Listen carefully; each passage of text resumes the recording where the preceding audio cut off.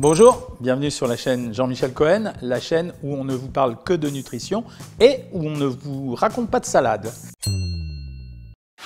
Aujourd'hui, c'est la séquence réponse à vos questions. Et là, la question, elle vient d'Alexandre. Les sauces vinaigrettes light, le sont-elles vraiment ? Alors oui, quand vous avez la dénomination light sur un produit, en général, mais même d'une façon totale, ça correspond à une obligation légale, ça veut dire qu'il y a une législation, il y a une réglementation qui détermine pourquoi on a le droit d'écrire light, et en général, c'est parce qu'on a un allègement d'au moins 30% par rapport aux produits de référence. Donc les vinaigrettes light le sont réellement, ça veut dire que si une vinaigrette tourne aux alentours des 500 calories pour 100 grammes, ben là vous serez à 350. La seule réflexion à dire, c'est qu'on ne fait pas du vrai avec du light et inversement.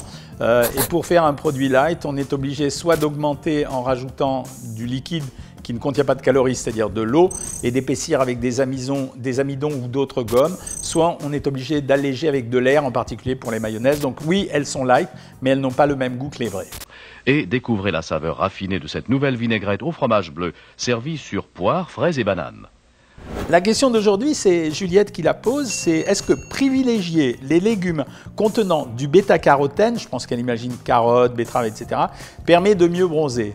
La réponse à la question, c'est non. Parce qu'en fait, ce qui va se passer, c'est que la bêta-carotène, c'est les précurseurs de la vitamine A. Ça va donner à votre peau, quand vous en mangez beaucoup, une couleur orangée, mais ça n'a rien à voir avec le bronzage, qui est la montée de la mélanine à la surface de la peau pour la protéger quand on prend le soleil.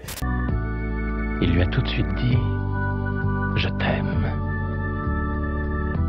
Il l'a emmené manger des nems et... Donc si vous faites une cure de jus de carotte avant d'aller au soleil, certes, vous aurez une couleur de peau orangée avant d'aller prendre le soleil, mais ne comptez pas là-dessus pour améliorer votre bronzage. Et d'ailleurs, j'en profite pour vous demander, si jamais vous essayez ça et si jamais vous trouvez que ça vous a donné une coloration particulière au bronzage, d'avoir fait cette cure puis d'avoir bronzé, signalez-le nous, on sera peut-être capable de le proposer dans les prochaines fois. Je réponds à la question de Catherine aujourd'hui, c'est peut-on utiliser de l'huile de palme pour cuisiner ? Alors, c'est une question à laquelle on n'a pas souvent l'habitude parce que trouver de l'huile de palme en supermarché, c'est assez compliqué. La plupart du temps, on les trouve dans les magasins bio.